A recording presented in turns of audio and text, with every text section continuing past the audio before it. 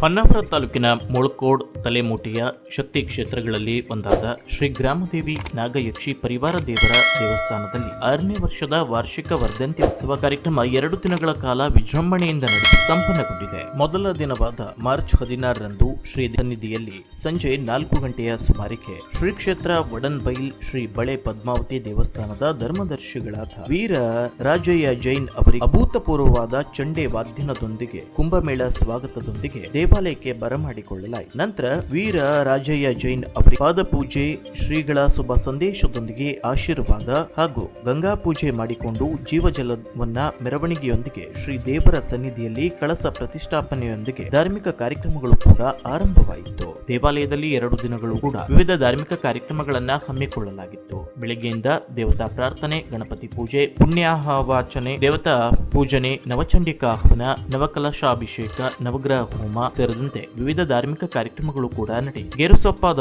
ಸೀಮಾ ಮುಖ್ಯ ಪ್ರಾಣ ದೇವಸ್ಥಾನದ ಪ್ರಧಾನ ಅರ್ಚಕರಾದ ಸುರಾಲು ಚಂದ್ರಶೇಖರ್ ಭಟ್ ಅವರು ದಿವ್ಯ ಉಪಸ್ಥಿತರಿದ್ದು, ಇವರ ಸಮ್ಮುಖದಲ್ಲಿ ನಾಗಯಕ್ಷಿ ಉತ್ಸವ ಮೂರ್ತಿ